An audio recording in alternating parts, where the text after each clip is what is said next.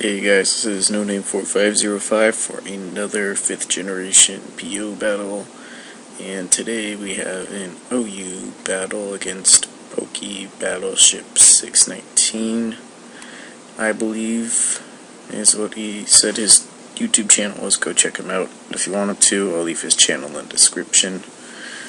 And yeah, this is a little bit of a team preview thing right here, and on my team I have a Dugtrio, Politoed, Glacecore, Dragonite, Caesar, and Rotom Wash. And against his team, he has a Tyranitar, Caesar, Terrakion, Celebi, Landorus, and Rotom Wash. So basically I have a Dugtrio on there because Dugtrio is one of the best Tyranitar counters in the OU metagame because it can trap lead Tyranitars, 2-hit KO with an Earthquake. Most of them will have Focus Sash. Most Dugtrios will have most lead Dugtrios will have Focus Sash. And then 2-hit KO with the Earthquake, as you'll see, and then you send in your weather person and boom, you have your weather up.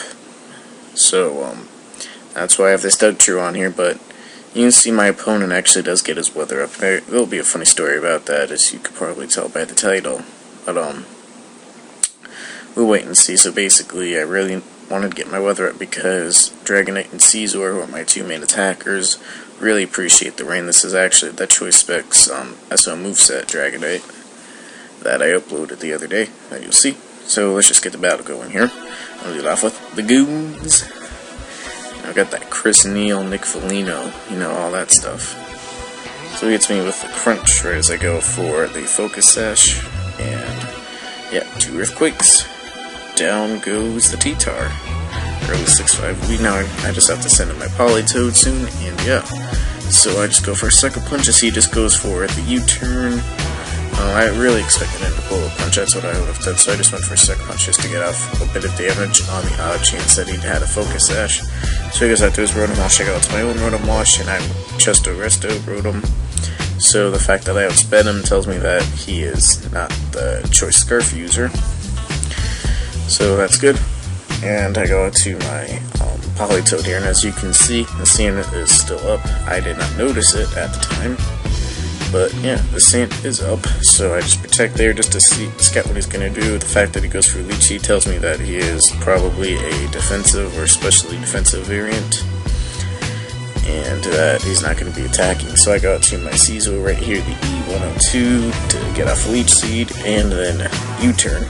Now right there I could have Pursuit Trapped him and dealt with that Celebi very quickly, but I didn't want to because I didn't want his Terrakion to come in, and on the odd chance that it was a sub-Terrakion to get up a free sub, even though those aren't very common, but allowing Terrakion basically just to go in and get a free hit is never good.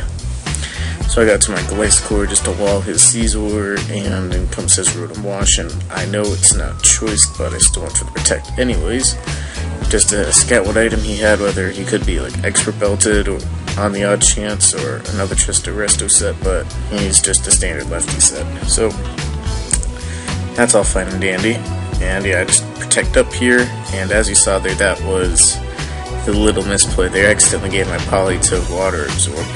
But it worked out really well because I got 25% of my health back right there. He predicted me to switch into I don't know what, but I just got even more of my health back right there. So Water Absorb Politoed does work. All this Drizzle crap, it just doesn't make sense. Water Absorbs where it's at with Politoed. So then he just Volt Switches, I Protect up there because his own Sandstorm was going to kill him right there. So it turns out that accidentally giving me a Politoed Water Absorb instead of Drizzle worked out perfectly for me. And because he gave me 50% of my health back with those Hydro Pumps, I can live the Earthquake from his Randarouzu and kill with an Ice Beam. So that's 2 or 3 pokes that Politoed killed. So that's pretty cool right there, but he just U-turns out and goes into his Celebi. Well, I go out to my own Caesar. Once again, I could Pursuit Trap him, but he still has that Terrakion looming there, and I don't want to give that Terrakion free close combat or setup or anything like that. And yeah, I just go to my Dragonite.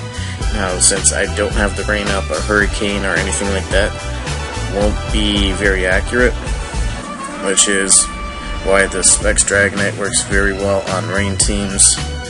But yeah, that's why I just went for the extreme speed there, because yeah, And anyways, he leech seeds me just to kill me off. It's sad that this Dragonite didn't get too much work in, but I at least used it in battle. And, you know, just for Dragonite, I might have to change Politoed back to Drizzle, but, you know, one Pokemon doesn't make a team, and that Water Absorb Politoed was just freaking awesome. It did work. So then I go to my Gliscor, because that checks the Terrakion fairly well, because I did catch him on the U-turn there. At least I think I did. I don't remember. I don't know, but anyways, yeah, he goes out to his Celebi right there, and he proves that he has the hidden power that does neutral damage, so that's probably hidden power fire, and I just go for an Ice Fang. That Ice Fang does absolutely nothing. So he's down to his Celebi and his Terrakion, I just go for a Toxic to try and force him out, and he just goes for a Leech Seed, which is going to keep him in there a little bit longer, but I know I have 3 Pokemon to play with, or 2 other Pokemon to play with besides Gliscor, and Gliscor is probably going to be my best asset, and go away Skype. I'm trying to narrate a video here, and yeah,